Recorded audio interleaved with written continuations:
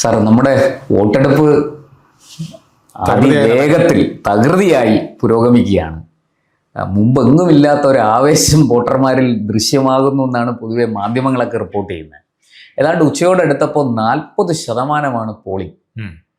സാധാരണ നമ്മളൊരു 60-നും 70-നും ഇടയ്ക്കാണ് പോളിംഗ് പ്രതീക്ഷിക്കുന്നത്. അതെ, പക്ഷേ ഇത്തവണ പോളിംഗ് 70 കടക്കുമോ? തീർച്ചയായിട്ടും. അതിന്റെ കാരണം എന്താണ് സാർ? തീർച്ചയായിട്ടും 70 കടക്കും. 75 വരെ പോകാൻ സാധ്യതയുണ്ട്. എക്സെപ്റ്റ് നമ്മുടെ ഗൾഫുകാർ കൂടുതലുള്ള മേഖലയിൽ ഒഴിച്ചു. കാരണം ഗൾഫുകാർക്ക് നോയമ്പിന് പോലും ഇവിടെ വരാൻ കഴിഞ്ഞില്ല. യുദ്ധം, അതെ, ഇറാൻ സംഘർഷം, വിമാന സർവീസ് ഇല്ല, വിമാന സർവീസുകൾ പൂർണ്ണമായും ഇല്ല. ഉള്ളതിന് തന്നെ തീവില 1,00,000 രൂപ വരെയൊക്കെ ഒരു ടിക്കറ്റിന് വില വരുന്ന ഒരു കാലത്താണ് നമ്മൾ ഇത് സംസാരിക്കുന്നതെന്ന് ഓർക്കണം. അപ്പോൾ അതുകൊണ്ട് അത്രയും പൈസ മുടക്കി ആരും വോട്ട് ചെയ്യാനായിട്ട് ഇവിടെ എത്തില്ല, സാഹസം എടുത്ത്. അതെല്ലാം അങ്ങനെ അത്രയ്ക്ക് ഫ്ലൈറ്റ്സും ഇല്ല. അപ്പോൾ അതുകൊണ്ട് ഗൾഫുകാരുടെ പ്രത്യേകിച്ച് റംസാൻ അടക്കമുള്ള ഫെസ്റ്റിവൽ സീസണിൽ ഇവിടെ വരുന്നവരുടെ ഒഴുക്ക് വളരെയധികം കുറഞ്ഞിട്ടുണ്ട്. അപ്പം അങ്ങനെയുള്ളിടത്ത് ചില മണ്ഡലങ്ങളിൽ വോട്ട് കുറയും എന്നുള്ളതൊഴിച്ചാൽ പൊതുവെ വോട്ട് കൂടുതലാണ് വരാനാണ് സാധ്യത. 75-ന് മേൽ വരാൻ സാധ്യതയുണ്ട്. മറ്റു സ്ഥലങ്ങളിൽ 80% അടുപ്പിച്ചും വരാം. കാരണം എന്തറിയാമോ? കാരണം ഇപ്പോൾ വളരെ ക്ലീൻ ആയിട്ടുള്ള ഒരു വോട്ടേഴ്സ് ലിസ്റ്റാണ്. വോട്ടർ പട്ടിക മരിച്ചവരെ മുഴുവൻ മാറ്റിയിട്ടുണ്ട്. ഇരട്ട വോട്ടുകൾ മാറി, കള്ള വോട്ടുകൾ മാറി. ഇങ്ങനെ അതായത് അസാധുവായ ആകേണ്ട വോട്ടുകൾ മുഴുവനും നീക്കം ചെയ്തിരിക്കും. തീർച്ചയായിട്ടും. അതുകൊണ്ടാണ് ഈ സാധാരണയിൽ 65, 68 അതിൽ നിൽക്കുന്നത്. ഒരു 30% പലതും അതിൽ 30-ൽ 5-10% ഏറിയാൽ വോട്ട് ചെയ്യാൻ വരാതിരിക്കുന്നത്. ബാക്കി ഒരു 20% പലപ്പോഴും മരിച്ചവരും അല്ലെങ്കിൽ ഈ പറഞ്ഞ ഗണത്തിൽപ്പെട്ടവരും ഒക്കെയാണ് വരാറ്. അപ്പോൾ അതുകൊണ്ട് ഇത്തവണ വോട്ടിംഗ് ശതമാനം കൂടും, അതിന് യാതൊരു സംശയമില്ല. ഞാൻ പറഞ്ഞ കൃത്യമായി വളരെ സുതാര്യമായി തയ്യാറാക്കിയ ഒരു വോട്ടർ പട്ടികയെ അടിസ്ഥാനപ്പെടുത്തി നടക്കുന്ന ആദ്യത്തെ വോട്ടെടുപ്പാണ്. അതെ, അപ്പൊ തീർച്ചയായിട്ടും അതിന്റെ ഒരു പ്രതിഫലനം വോട്ടിംഗ് ശതമാനത്തിൽ കാണാൻ കഴിയും. കാരണം ഇവിടുത്തെ SIR-നെ കുറിച്ച് വഴിപാടിനുള്ള പരാതികളല്ലാതെ പിന്നെ അല്ല, അത് ഒരിടത്തും ഇല്ല. ഇപ്പൊ ബംഗാളിൽ പോലും 91 ലക്ഷം വോട്ടുകളാണ് നീക്കം ചെയ്തത്. എന്നിട്ടും ഇപ്പൊ മമത ഇപ്പൊ ഒന്നും അതിനെ കുറിച്ച് മിണ്ടുന്നില്ല. സുപ്രീം കോടതി വരെ പോയി ലഹള ഉണ്ടാക്കിയത്. അല്ല, ജനങ്ങളോട് പറയും. കാരണം എന്താ പറയാ, വോട്ട് ലിസ്റ്റിൽ നിന്ന് പോയ കുറെ കള്ളന്മാർ അവിടെ ഇവിടെയൊക്കെ ഇറങ്ങിയിട്ടുണ്ട്. അവരോട് പറയും വല്ല കുതന്ത്രമോ കാണിക്കാനായിട്ടും എന്റെ കൂടെ നിൽക്കാനായിട്ടും പോസ്റ്റർ ഒട്ടിക്കാനായിട്ടും. പക്ഷെ കാര്യമില്ല, അതൊന്നും അത്രയൊക്കെ നടക്കുള്ളൂ. അല്ലാതെ വോട്ട് ബീഹാറിൽ ഓടിയില്ലല്ലോ. സാർ, ഇവിടെ നമുക്ക് കേരളത്തിലേക്ക് തിരിച്ചു വന്നാൽ, അപ്പോൾ ഈ വോട്ടിംഗ് ശതമാനം 70-ന് മുകളിലേക്ക് എത്തുമ്പോൾ അത് കേരളത്തിലെ ഈ തെരഞ്ഞെടുപ്പ് ഫലത്തെ എങ്ങനെ സ്വാധീനിക്കും? LDF, UDF, BJP, NDA, ഈ 3 പേരെയും എങ്ങനെയാണ് ആ തെരഞ്ഞെടുപ്പ് ഫലം സ്വാധീനിക്കാൻ പോകുന്നത്? ഇത് ഒരു കാര്യം വ്യക്തമാണ്, ഭരണവിരുദ്ധ വികാരം നിലവിലുണ്ട്. അപ്പോൾ കൂടുതൽ പേർ വോട്ട് ചെയ്യുമ്പോൾ തീർച്ചയായിട്ടും അത് ഭരണവിരുദ്ധ വികാരത്തിനും കൂടുതലുള്ള ഒരു വോട്ടായിരിക്കും. അത് LDF ഭയക്കേണ്ടതാണ്. പക്ഷേ അതേസമയം വോട്ട് 3ആയിട്ട് വിഭജിച്ച് പോകുന്നുണ്ട്. ഭരണവിരുദ്ധ വികാരം 2ആയിട്ട് വിഭജിക്കുന്നു. ഒന്ന് 20% അടുപ്പിച്ച് വരുന്നതും ഒന്ന് ഒരു 38-39% വരുന്നതുമായിട്ട്. അപ്പം അങ്ങനെ നോക്കുമ്പോൾ നമുക്ക് തീർച്ചയായിട്ടും അതൊരു 57-58% വോട്ട് ഭരണവിരുദ്ധ വികാരം പ്രത്യേകമായിട്ട് വരികയും ഒരു അതിൽ വളരെ കുറച്ച് 58% അവിടെ വരുമ്പം ഇവിടെ ഒരു 38-39 വന്നാൽ ഒരു 0.5% ചിലപ്പം LDF-ന് എഡ്ജ് കിട്ടുന്ന സാഹചര്യവും വരാം. അപ്പം അതുകൊണ്ട് ഇതിൻ്റെ കണക്ക് പൂർണ്ണമായിട്ടും പെട്ടി പൊട്ടിച്ചാലേ പറയാൻ പറ്റുള്ളൂ എന്നുള്ളതാണ് സത്യം. പക്ഷേ ഒരു കാര്യം വ്യക്തമാണ്, BJP ത്രികോണ മത്സരം നടത്തുന്ന ഒരു 30 മണ്ഡലങ്ങൾ, ഏതാണ്ട് ത്രികോണ മത്സരത്തിന് അടുത്ത് നിൽക്കുന്ന ഒരു 20 മണ്ഡലങ്ങൾ ചേർത്ത് ഒരു 50 മണ്ഡലങ്ങളിൽ BJP പിടിക്കുന്ന അല്ലെങ്കിൽ 3-ാം മുന്നണി പിടിക്കുന്ന വോട്ടുകൾ ആരിൽ നിന്ന് പോകുന്നു എന്നുള്ളത് പ്രസക്തമാണ്. അതൊരു വലിയ ഇത്തവണ അത് വളരെ വലിയ ചോദ്യമാണ്. LDF-ൽ നിന്നാണ് കൂടുതൽ പോകുന്നതെങ്കിൽ UDF അവിടെ ഇപ്പോൾ ഒരു 30 സ്ഥലത്തെങ്കിലും BJP അല്ലെങ്കിൽ NDA 2-ാം സ്ഥാനത്ത് വരും. അപ്പോൾ അവിടെ 3-ാം സ്ഥാനത്ത് പോകുന്നത് ആരാണോ അവർക്ക് വലിയ നഷ്ടമാണ്. കോൺഗ്രസ് ആണ് 3-ാം സ്ഥാനത്ത് പോകുന്നതെങ്കിൽ അവരുടെ വോട്ടാണ് കൂടുതൽ ചോർന്നിരിക്കുന്നത്. അപ്പോൾ LDF ആണ് പോകുന്നതെങ്കിൽ LDF-ന് വലിയ ക്ഷീണമായിരുന്നു. കാരണം പോയാൽ അതിഭയങ്കരമായ ക്ഷീണമായിരിക്കും. കാരണം എന്താ പറയാമോ, BJP-യുടെ മേൽക്കോയ്മ നിലനിൽക്കുന്നത് തൃശ്ശൂർ മുതൽ തിരുവനന്തപുരം വരെയാണ്. അതെ അതെ, തെക്കൻ ജില്ലകളിൽ അവിടെ ഇവിടെ പാലക്കാടുണ്ട്, മഞ്ചേശ്വരത്തുണ്ട്, അല്ലെങ്കിൽ കാസർഗോഡ്, കോഴിക്കോട് നഗരത്തിലുണ്ട്, അല്ലെങ്കിൽ സൗത്ത് ഉണ്ട്, നോർത്ത് ഉണ്ടെന്നൊക്കെ പറഞ്ഞ് നമുക്ക് നിർത്താം. മറ്റേത് അങ്ങനെയല്ല. മറ്റേത് ഏതാണ്ട് എല്ലാ മണ്ഡലങ്ങളിലും. തൃശ്ശൂരിൽ വളരെ വലിയ ഒരു അല്ല, തൃശ്ശൂരിൽ ഒന്നിലധികം മണ്ഡലങ്ങളിൽ വലിയ പോരാട്ടം. തൃശ്ശൂര്, മണലൂര്, നാട്ടിക. തീർച്ചയായിട്ടും. ഇതിന് പിന്നെ 2020 കൊടുത്ത കൊടുങ്ങല്ലൂരിൽ നല്ല പോരാട്ടം നടക്കുകയാണ്. തൃക്കാക്കര നല്ല പോരാട്ടം നടക്കുകയാണ്. തൃപ്പൂണിത്തറ വലിയ പോരാട്ടം നടക്കുകയാണ്. എനിക്ക് തോന്നുന്നു രാവിലെ ഏതാണ്ട് ഒരു 10 മണി ആയപ്പോൾ ഉള്ള വിവരം അനുസരിച്ച് കേരളത്തിൽ ഏറ്റവും കൂടുതൽ പോളിംഗ് നടന്നിരിക്കുന്നത് തൃപ്പൂണിത്തറയാണ്. തൊട്ട് പുറകിൽ നിൽക്കുകയാണ് തൃക്കാക്കര മണ്ഡലം. അപ്പൊ ഇതൊക്കെ നമ്മളെ കാണിക്കുന്നത് 3 വിധത്തിൽ ജനങ്ങൾ ചിന്തിച്ചുകൊണ്ടാണ് വോട്ട് ചെയ്യുന്നത്. അതിൽ 2 വിഭാഗം ഭരണവിരുദ്ധ വികാരത്തിനാണ് വോട്ട് ചെയ്യുന്നത്. പക്ഷെ അത് സ്പ്ലിറ്റായി പോകുന്നു. അതുകൊണ്ട് LDFന് അവിടെ ഒരു നേരിയ സാധ്യത, ചെറിയൊരു സാധ്യതയും നിലനിൽപ്പുണ്ട് എന്നുള്ളതാണ് കാണേണ്ടത്. സാർ, അതുപോലെ തന്നെ മറ്റൊരു പ്രധാന വിഷയം, രാവിലെ തൊട്ടേ നമ്മൾ ഇതിൻ്റെ ദൃശ്യങ്ങൾ കാണുകയാണ്. എല്ലാ ചാനലുകളും മാറി മാറി കാണുമ്പോൾ ഞാനും വോട്ട് ചെയ്യാൻ പോയിരുന്നു. അവിടെ ഞാൻ ചെല്ലുമ്പോൾ അവിടെയും കാണുന്നത് സ്ത്രീകളുടെ നീണ്ട നിരയാണ്. പുരുഷന്മാരുടെ നിര വളരെ ശുഷ്കമാണ്. അവിടെ വോട്ട് ചെയ്യാൻ ഒരു തള്ളുമില്ല. അല്ല, അതിന് വേറൊരു കാര്യമുണ്ട്. 1,31,000 അല്ല 1,31,00,000 പുരുഷന്മാർക്ക് 1,38,00,000 സ്ത്രീകളുണ്ട്. ഏതാണ്ട് 6-7 ലക്ഷം 7 ലക്ഷം കൂടുതലാണ്. 7 ലക്ഷം കൂടുതലാണ്. അത് മാത്രമല്ല കാര്യം, ഈ രാവിലെ തന്നെ അവരൊക്കെ അവരുടെ പ്രാഥമിക പരിപാടികൾ കഴിഞ്ഞാൽ വോട്ട് ചെയ്തിട്ട് പോയാൽ പിന്നെ വീട്ടിൽ ചെന്ന് ബാക്കി കാര്യങ്ങൾ, ഭക്ഷണം ഉണ്ടാക്കുന്നതും ബാക്കി കാര്യങ്ങളൊക്കെ ആയിട്ട് അവധിയല്ലേ എവിടെയെങ്കിലുമൊക്കെ പോവാം, അല്ലെങ്കിൽ പോവാം, പിള്ളേരെ നോക്കിയിരിക്കാം എന്നൊക്കെ വിചാരിക്കുന്ന ഒരുപാട് സ്ത്രീകളുണ്ട്. അല്ലെ, ഞാൻ സാർ അതിനകത്ത് നമുക്ക് അത്ര ഇതായിട്ട് നിസ്സാരമായിട്ട് കളയാൻ പറ്റുന്നതല്ലെന്ന് എനിക്ക് തോന്നുന്നു. കാരണം സ്ത്രീകളുടെ നീണ്ട നിര കുറച്ച് പ്രായം ചെന്ന ആൾക്കാരുടെ, അത് വളരെ പ്രധാനമാണ്. സ്ത്രീകളിലും പുരുഷന്മാരിലും അതുണ്ട്. പ്രായം ചെന്ന ആൾക്കാർ അവശതകളൊക്കെ മാറ്റി വെച്ച് വന്ന് വോട്ട് ചെയ്യുക. അവര് ഫെഡപ്പാണ്. കാരണം അവരുടെ ജീവിതത്തിൽ ഒരു 10-60 വർഷമായിട്ട്, അല്ലെങ്കിൽ 65 വർഷമായിട്ട്, അവർ 70 വർഷമായിട്ട് കാണാത്ത പലതും ഇപ്പൊ കാണുന്നു.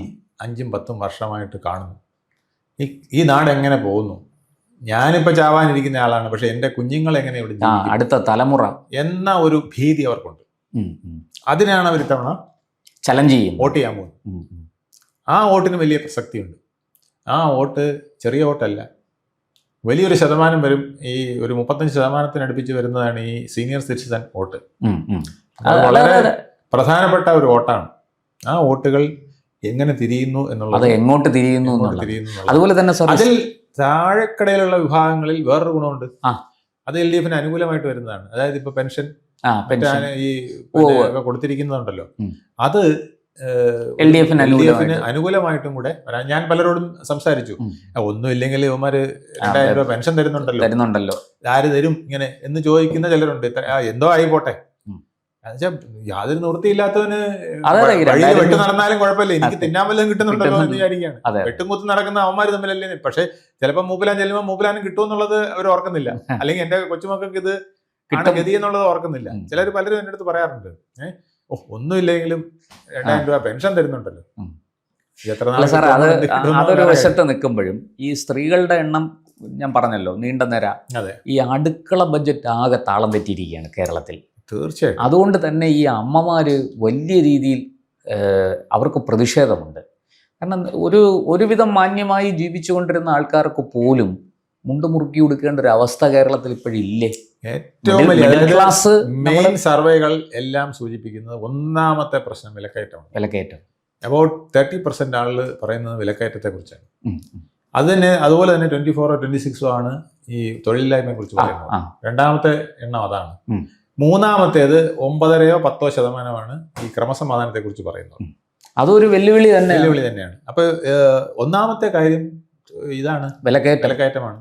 അതിൽ സിവിൽ സപ്ലൈസ് വളരെ പരാജയമായിരുന്നു. വലിയ പരാജയം. ഒഴിഞ്ഞ പെട്ടികളും കാലിയായ ഒരു ക്വാളിറ്റി ഇല്ലാത്ത സാധനങ്ങൾ. എന്നിട്ട് ഇപ്പൊ 1000 രൂപയ്ക്ക് സൗജന്യത്തിൽ കൊടുക്കുന്നു പറഞ്ഞിട്ട് എന്ത് കാര്യം? ഒരു കാര്യമില്ല. അതുകൊണ്ട് ആളുകൾ അത് വാങ്ങിക്കും, പക്ഷെ വാങ്ങിച്ചിട്ട് വോട്ട് ചെയ്യലപ്പം തിരിച്ചു കുത്തും. അല്ല, അത് ഈ ചരിത്രത്തിൽ ഇല്ലാത്ത വണ്ണം ഒരു പ്രതിസന്ധിയും തകർച്ചയുമാണ് സിവിൽ സപ്ലൈസ് വകുപ്പ് നേരിട്ടിരിക്കുന്നത്. ഈ കഴിഞ്ഞ 5 കൊല്ലത്തിൽ, പ്രത്യേകിച്ച് അവസാനത്തെ 2 കൊല്ലം അതായത് ജനങ്ങളുമായി നേരിട്ട് ബന്ധപ്പെടുന്ന എല്ലാ വകുപ്പുകളും വളരെ പരിതാപകരമായ പെർഫോമൻസ് ആണ് കാഴ്ചവെച്ചത്. ഒന്നാമത്തേത് ആരോഗ്യം, രണ്ടാമത്തേത് ആഭ്യന്തര വകുപ്പ്, പോലീസ് സ്റ്റേഷനുകൾ, അവരുടെ പ്രവർത്തനം. സാർ, പോലീസുകാർക്ക് തന്നെ രക്ഷയില്ല. സർക്കിളിനെ SI കയ്യേറ്റം ചെയ്യുന്നു, പിന്നെ ഹെഡ് കോൺസ്റ്റബിൾ സ്റ്റേഷനകത്ത് കയറി ഗുണ്ടകൾ അടിക്കുന്നു, സീനിയർ CPOയെ CPO അടിക്കുന്നു. അങ്ങനെ പോലീസിനകത്ത് കൂട്ടത്തല്ല. അതിന് കാരണം പോലീസിൽ അച്ചടക്കമില്ലാതായി. പോലീസ് എന്ന് പറഞ്ഞാൽ എന്താണ്? അച്ചടക്കമുള്ള പൊളൈറ്റ്നെസ് ആണ് ആദ്യത്തെ. ആ പൊളൈറ്റ്നെസ് ഇല്ലെങ്കിൽ പോയി. ഇതിപ്പം DGPയുടെ മുമ്പ് എന്ന് എന്താ ആശാനെ ഞങ്ങളുടെ കാര്യങ്ങളിൽ ഇങ്ങനെ ഇടപെടുന്നതെന്ന് ചോദിക്കുന്ന, അല്ലെങ്കിൽ ഇങ്ങനെ ഇടപെടാൻ പാടില്ല എന്ന് പറയുന്ന, മേശക്കടിച്ച് സംസാരിക്കുന്ന കോൺസ്റ്റബിൾ വരികയാണ്. അവരുടെ യൂണിയൻ അങ്ങനെയാണ്, ശക്തമാണ്. ആഭ്യന്തരമന്ത്രിക്ക് പോലും പലപ്പോഴും നിയന്ത്രിക്കാൻ കഴിയാത്ത അവസ്ഥയാണ്. പിന്നെ ഈ ആഭ്യന്തരമന്ത്രി ആയതുകൊണ്ട് പേടിച്ച് പലരും ഉണ്ടാതിരിക്കുന്ന വേറെ ആഭ്യന്തരമന്ത്രി വന്നു നോക്കട്ടെ, ഈ യൂണിയനിസം വളരെ അധികം അവർക്ക് തലവേദനയായിട്ട് വരും. ഇതിപ്പോ ഈ ആഭ്യന്തരമന്ത്രി ചിലപ്പം നമ്മളെ തൊപ്പി തെറിപ്പിച്ചാലോ, പെർമനന്റ് ആയിട്ട് പിന്നെ വീട്ടിലിരുത്തിയാലോ പേടി കൊണ്ടാണ്. സസ്പെൻഷൻ അല്ല, ഡിസ്മിസൽ ചെയ്താലോ. അതുപോലെ തന്നെ നമ്മൾ ഈ ആരോഗ്യ മേഖലയുടെ തകർച്ചയെ കുറിച്ച് അങ്ങ് പറഞ്ഞു. സത്യത്തിൽ നമ്മുടെ ഈ 20 മന്ത്രിമാരുണ്ട്. ഏത് വകുപ്പാണ് കാര്യക്ഷമമായിട്ട് മുന്നോട്ട് പോകുന്നത്? ഏതെങ്കിലും ഒരു വകുപ്പിനെ നമുക്ക് അങ്ങനെ ചൂണ്ടിക്കാണിക്കാൻ കഴിയും? കാര്യക്ഷമമായിട്ട് ഒരു വകുപ്പേ ഉള്ളൂ, പാർലമെന്ററി കാര്യ വകുപ്പ്. അവരുടെ കാര്യങ്ങളെല്ലാം MLA-മാരുടെ കാര്യങ്ങൾ നോക്കുന്ന ഒരു വകുപ്പുണ്ട്. ആ വകുപ്പ് മാത്രമേ എന്തെങ്കിലും കാര്യം, അവരുടെ വിദേശ ടൂറുകൾ, അവരുടെ സ്വന്തം ടൂറുകൾ, അവരുടെ ചികിത്സ. MLA-മാര് തന്നെ പല സ്ഥലങ്ങളിൽ സ്റ്റഡി ടൂറുകളുണ്ട്. നമ്മളാരും അറിയുന്നില്ല, ഇവിടെ ധാരണക്കാരൻ അറിയുന്നില്ല. എല്ലാ 140 MLA-മാർക്കും പല സ്ഥലങ്ങളിൽ ഇന്ത്യക്കകത്തും പുറത്തും പോകാനുള്ള സൗകര്യങ്ങൾ ഉണ്ടായിട്ടുണ്ട്. ഓരോന്നും സ്റ്റഡി പറഞ്ഞിട്ടാണ്, ഓരോ സ്റ്റഡികൾക്കായിട്ട് അവർ പോകുന്നുണ്ട്. മാലിന്യ നിർമ്മാർജ്ജനം പഠിക്കാൻ വേണ്ടി. അതെ, അതിനവര് പോകുന്നത് പലതും ആഫ്രിക്കൻ കൺട്രികളിലൊക്കെ ആയിരിക്കും. ഇങ്ങനെ അവർക്ക് ഇഷ്ടം എവിടെയാണോ, മാലിന്യ നിർമ്മാർജ്ജനം പഠിക്കാൻ എവിടെയാണ് അവർക്ക് ഇഷ്ടം വെച്ചാൽ അവിടെ പോകും. ഇങ്ങനെയാണ് ക്യൂബയിൽ പോകുന്നത്. ഒത്തിരി പേരില്ലേ, നമ്മൾ കണ്ടല്ലോ, ഒരുപാട് പഠന സംഘം ക്യൂബയിൽ പോയിട്ട് വിയറ്റ്നാമിൽ പോയവരുണ്ട്, കൊടിയ ദാരിദ്ര്യവും നട്ടം തിരിഞ്ഞ് ആകെപ്പാടെ പട്ടിണിയും പരിവട്ടമായിട്ട് കഴിയുകയാണ്. വെനസ്വേലയിൽ പോയവരുണ്ട്. ഇതൊക്കെ നമ്മുടെ ഖജനാവിൽ നിന്ന് പണം എടുത്ത് ഇങ്ങനെ പോയ ഒരു പാർലമെന്ററി കാര്യ വകുപ്പ് വളരെ കാര്യക്ഷമമാണ്. ആരോഗ്യം, വിദ്യാഭ്യാസം, ആഭ്യന്തരമൊക്കെ കൂത്തഴിഞ്ഞ് ധനകാര്യ വകുപ്പ് പിന്നെ പറയണ്ട, വളരെ ദയനീയമായ അവസ്ഥയിലാണ് ധനകാര്യ വകുപ്പ്. നമ്മുടെ VD സതീശൻ പറഞ്ഞ പൂച്ച പെറ്റെന്നാണ്. പൂച്ച പോലെ ഇവിടെ നോടിക്കളഞ്ഞു. കാരണം വല്ലതും ഉണ്ടെങ്കിലേ പൂച്ചയ്ക്ക് ഇവിടെ പെറ്റ് കിടക്കാൻ പറ്റും. അല്ല, അതൊരു പ്രയോഗമാണ്. സാധാരണ നമ്മളൊക്കെ പത്രങ്ങളിലൊക്കെ എഴുതുമ്പോ പൂച്ച പെറ്റ് കിടക്കുന്ന പ്രയോഗം മാത്രമല്ല, ഈ എന്തെങ്കിലും ഇല്ലാതെ ഒഴിഞ്ഞു കിടക്കുന്നിടത്താണല്ലോ പൂച്ച പറയുക. അതുകൊണ്ടാണ് ഈ പൂച്ച പെറ്റുന്നത്. ഒന്നുമില്ല, തട്ടുംപുറത്ത് എല്ലാം ഒഴിഞ്ഞു കിടക്കുന്നു, അല്ലെങ്കിൽ ആരും കയറാത്ത സ്ഥലം, അവിടെയാണ് പൂച്ച പറയുന്നത്. പക്ഷെ ഇവിടെ പൂച്ചയ്ക്ക് പോലും പറയാൻ അങ്ങോട്ട് കയറാൻ തോന്നുന്നില്ല. അത്രയ്ക്ക് മെച്ചമായിട്ട് കിടക്കുകയാണ്. കടത്തിന്റെ ബില്ലുകൾ അവിടെ വന്ന് ഇങ്ങനെ നിറഞ്ഞുകൊണ്ടിരിക്കുകയാണ്. 6 ലക്ഷം കോടി. എന്തായാലും സാർ, ഈ നമുക്ക് ഈ ഉച്ചയോടുകൂടി ഉണ്ടായിരിക്കുന്ന ഈ 40% എത്തി നിൽക്കുന്ന ഈ വോട്ടിംഗ് ശതമാനം സൂചിപ്പിക്കുന്നത് നേരത്തെ പ്രചാരണ സമയത്തുണ്ടായിരുന്ന അതേ ഒരു അനിശ്ചിതത്വം, ഒരു പ്രവചനാതീതമായ സാഹചര്യം. എന്തും സംഭവിക്കാം, ആര് വേണമെങ്കിലും ജയിക്കാം. പക്ഷെ ഒരു വലിയ വിഷമമുണ്ട്. ഇന്നേ വരെ നടന്ന വോട്ടിങ്ങിലെല്ലാം ഒരു വലിയ ഗുണമുണ്ടായിരുന്നു. ആ വോട്ടിങ് ഞാൻ ഉദ്ദേശിക്കുന്നിടത്ത് നിൽക്കുമായിരുന്നു. അതായത് എനിക്ക് സർക്കാരിനെ വേണ്ടാന്ന് തോന്നിയാൽ സർക്കാരിനെ വേണ്ടാന്ന് പറഞ്ഞ് എനിക്ക് വോട്ട് ചെയ്യാൻ പറ്റുമായിരുന്നു. ഇപ്പൊ അങ്ങനെയല്ല, അത് സ്പ്ലിറ്റ് ചെയ്ത് പോകുന്നു. ഇത് വലിയൊരു പ്രതിസന്ധിയാണ്. ഈ BJPയുടെ കടന്നുവരവ് ആ ഒരു വലിയ പ്രശ്നമുണ്ട്. ഒരു 15% ആയാലും 16% ആയാലും 20% ആയാലും ആ ഒരു പ്രശ്നം വലിയ പ്രശ്നമാണ്. അത് വളരെയധികം ബാധിക്കും. അതുകൊണ്ട് ചിലപ്പോൾ ഭരണവിരുദ്ധ വികാരം തന്നെ അതിജീവിച്ചും ചിലർക്ക് ജീവശ്വാസം കിട്ടിക്കൂടായി, പ്രാണൻ തിരിച്ചു കിട്ടാം. അത് ജനങ്ങൾ പക്ഷെ അതിനെ ആഗ്രഹിക്കുന്നില്ല എന്നുള്ളതാണ് നമ്മൾ ഇപ്പൊ കാണുന്ന ഒരു. ഇനി അല്ല സാർ, ഒരു ശക്തമായ ഒരു വികാരം അങ്ങ് ഒരു തരംഗം അങ്ങ് ആഞ്ഞടിക്കുകയാണെങ്കിലോ അങ്ങനെ സംഭവിക്കാമല്ലോ. BJPക്ക് നാമമാത്രമായ ചില പ്രയോജനങ്ങൾ ചെയ്തുകൊണ്ട് ഒരു ശക്തമായ അത്തരത്തിൽ ചിന്തിച്ച് വോട്ട് ചെയ്യുമെന്ന് എനിക്ക് സംശയമാണ്. അങ്ങനെയാണ് ശരിക്കും വോട്ട് ചെയ്യേണ്ടത്. 3 കക്ഷികൾ നിൽക്കുമ്പോൾ ജയിക്കുന്ന ആള് അല്ലെങ്കിൽ ഇയാൾ നമുക്ക് ഗുണമുള്ളതാണെങ്കിൽ അതിലെ മൂന്നാമത്തെ ആളിന് വോട്ട് കൊടുക്കുക, അല്ലെങ്കിൽ വോട്ട് കൊടുക്കാതെ മുഴുവൻ വോട്ടും 1, 2 ആരാണ് ഗുണമുള്ളത് അവർക്ക് കൊടുക്കുക. ഇതൊക്കെയാണ് ജനത്തിൽ ചെയ്യേണ്ടത്. അത്രയ്ക്ക് നമ്മുടെ പ്രബുദ്ധമായി നമ്മുടെ വോട്ടർമാരായോ എന്നുള്ളതാണ് നമുക്ക് ചിന്തിക്കേണ്ടത്. എന്തായാലും മെയ് 4-ാം തീയതി ഫലം വരുമ്പോൾ മെയ് 4-ാം തീയതി കാണാം. അറിയാം. എനിക്ക് ഒരു കാര്യമുണ്ട്, കേരളത്തിലെ ജനത ഇതുവരെ വലിയ അബദ്ധമൊന്നും കാണിച്ചതായിട്ട് നമുക്ക് പറയാൻ കഴിയില്ല. അവര് വളരെ തീരുമാനിച്ചുറച്ച് സെൻസിബിൾ ആയിട്ട് തന്നെ വോട്ട് ചെയ്തിട്ടുണ്ട്. കാരണം അവർക്കറിയാം എന്താണ് ഗുണം എന്താണ് ദോഷം. 1977 എല്ലാവരും വിചാരിച്ചു ഇന്ത്യയിൽ മുഴുവൻ വോട്ട് വരുമ്പോ ഇവിടെ അത് തന്നെ വരുന്നു. പക്ഷെ അച്യുത മേനോന്റെ ഭരണം നല്ലതായിരുന്നു. ഇവിടെ 140-121 സീറ്റും കൊടുത്തു. പ്രതിപക്ഷം പറഞ്ഞത് 57 EMS, 67 EMS, 77 EMS എന്നാണ്. പക്ഷെ വന്നില്ല. EMS തന്നെ പറ്റയാണ് ജയിച്ചത്. വലിയ ബുദ്ധിമുട്ട്. അതോടെ ഇലക്ഷനും അദ്ദേഹം മതിയാക്കിയത്. ഇനി ഇലക്ഷന് ഇല്ല എന്ന് പറഞ്ഞു. അല്ല, എന്തായാലും വരട്ടെ. മെയ് 4-ാം തീയതി ഫലം വരുമ്പോൾ നമുക്ക് അറിയാൻ സാധിക്കും. കാത്തിരുന്ന് കാണാം. വോട്ടർമാർ കൂട്ടമായി ബൂത്തുകളിൽ എത്തി തങ്ങളുടെ സമ്മതിദാന അവകാശം രേഖപ്പെടുത്തട്ടെ. ജനാധിപത്യത്തിന്റെ ഉത്സവമാണ്. അതിൽ പരമാവധി പങ്കെടുക്കുക, തങ്ങളുടെ വോട്ടവകാശം ശരിയായി വിനിയോഗിക്കുക. നന്ദി, നമസ്കാരം. കൂടുതൽ വാർത്തകളും വിശേഷങ്ങളും നേരിട്ട് ലഭിക്കാൻ ജനങ്ങളിൽ നിന്ന് ജനങ്ങളിലേക്ക് ജനഭൂമി ന്യൂസ് സബ്സ്ക്രൈബ് ചെയ്യൂ. ബെൽ ബട്ടൺ അമർത്താനും മറക്കരുത്.